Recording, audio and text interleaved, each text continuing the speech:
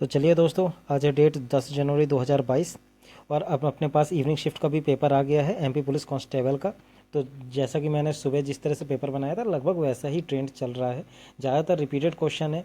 मैंने एक चीज़ और कोशिश की थी, जो रिपीटेड क्वेश्चन है वो अवॉइड करने की ज़्यादातर कोशिश की है। तो रिपीटेड क्वेश्चन मैं बीच बीच में बता दूंगा जो भी आते रहते हैं। बाकी जो नॉन रिपीटेड क्वेश्चन है वो मैंने ज़्यादा से ज़्यादा इसमें अप्लाई किए हैं। तो चलिए अपना आज का वीडियो शुरू करते हैं। सबसे पहले करेरा अभ्यारण्य। करेरा अभ्यारण्य कहाँ पर है? करेरा अभ्यारण्य कब बना था? 1981 में बना था। नेक्स्ट है हिंडोला महल और जहाज महल, ये कहाँ पर है? मांडू डिस्ट्रिक्ट में। उसके बाद आता है कौन सा जीव अपनी त्वचा से सांस लेता है? तो ये सांस लेता है अपनी त्वचा से केचुआ। उसके बाद आते हैं अपन नेक्स्ट क्वेश्चन पे।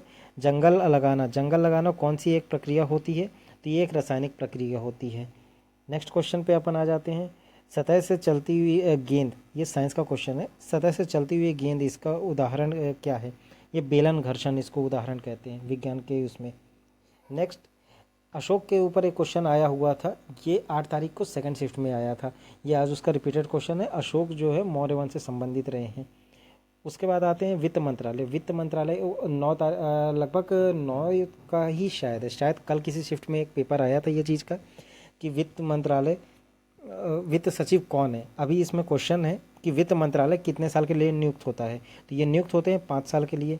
नेक्स्ट क्वेश्चन आया था गाय अभ्यारण्य कहाँ स्थित है? गाय अभ्यारण्य, ये मैं खुद भी उस एरिया पर्टिकुलर से बिलोंग करता हूँ आसपास से, तो इसलिए मेरे को ये पता था। ये सलरिया क्षेत्र से बिलोंग करता है, ये सीधे डिस्ट्रिक्ट में है। तो गौ अभ्यारण्य याद रखिएगा, सीधे डिस्ट्रिक्ट में है। संजय अभ्यारण्य और संजय राष्ट्रीय उद्यान वगैरह वो सब भी देख लीजिएगा। संजय राष्ट्रीय उद्यान एक गोवा में है और एक मध्य प्रदेश पे ही जो है एक सीधी डिस्ट्रिक्ट से लगा हुआ भी एक अभ्यारण्य है। तो राष्ट्रीय उद्यान और अभ्यारण्य से लगातार एक क्वेश्चन तो आ ही रहा है। और आगे चलिए अपन देखते हैं नेक्स्ट।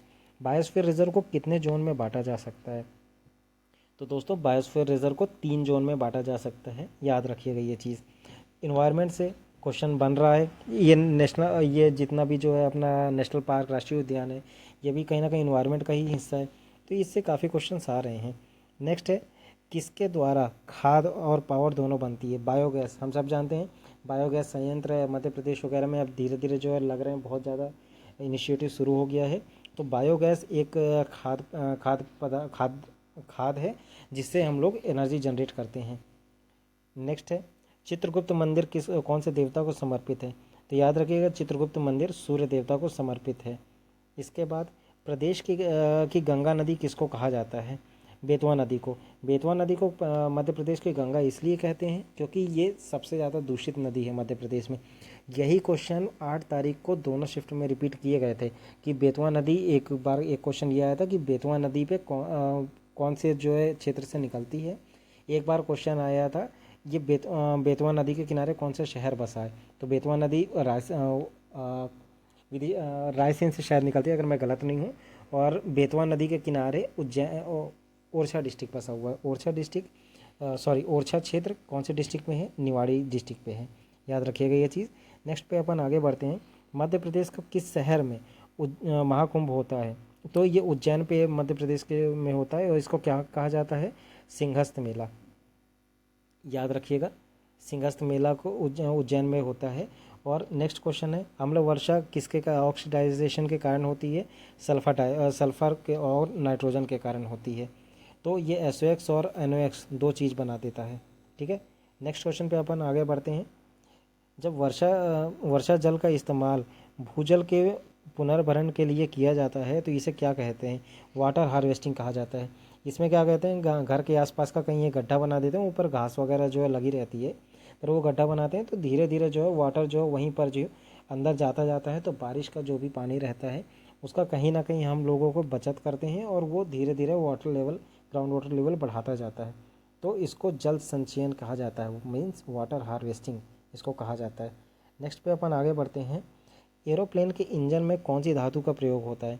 तो एरोप्लेन के इंजन में एल्यूमिनियम की धातु का प्रयोग होता है, याद रखिएगा, क्योंकि ये थोड़ा हल्की भी होती है। बाकी धातुओं से लोहा का यूज़ करेंगे तो लोहा जाहिर सी बात है एल्यूमिनियम से ज़्यादा भारी होगा, तो इसलिए एल्यूमिनियम का यूज़ किया जाता है, जो कि लोहे के बराबर ही जो है मतलब मजबूत रहती है और गलती भी नहीं है, इसलिए एल्यूमिनियम का प्रयोग किया जाता है।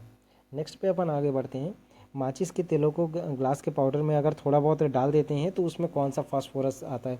एग्जैक्ट मुझे ये क्वेश्चन नहीं मिला है कि कौन सा फास्फोरस यूज़ करते हैं, बस इतना ही आया था कि माचिस के तीली को ग्लास में डालना है नॉल, तो उससे कोरिलेट करके ये मैंने क्वेश्चन बनाया था। तो ये चीज़ याद रखिएगा, लाल फास्फोरस को सफ़ेद फास्फोरस में कन्वर्ट किया जाता है। तो एक राउंड फिगर में ये मैंने क्वेश्चन बनाया है, इसका 100% श्योर नहीं हूँ, पर आप देख लीजिएगा इसको अपने एंड से। इस तरह के एक क्वेश्चन आया था। तो नेक्स्ट क्वेश्चन पे अपन आगे बढ़ते हैं। ज़मीन पे लुढ़कती हुई गेंद, ये तो अपना आ ही चुका है, ऊपर ही देख चुके हैं। नेक्स्ट, आवर्धन लेंस मतलब मैग्नीफाइंग ग्लास कौन सा लेंस कहलाता है, ये अवतल लेंस कहलाता है। कॉनकेव और कॉन्वेक्स लेंस, ये सब जो है इस लेंस से भी अब क्वेश्चन आना शुरू हो गए हैं। तो ये नया टॉपिक अब शुरू हो गया। अब धीरे धीरे अपन जानते हैं व्यापम जैसे चेंज लाता जाता है 2-3 शिफ्ट होने के बाद, तो वो चेंज अब स्टार्ट हो गया है दोस्तों। तो अब लेंस से भी क्वेश्चन आ रहे हैं।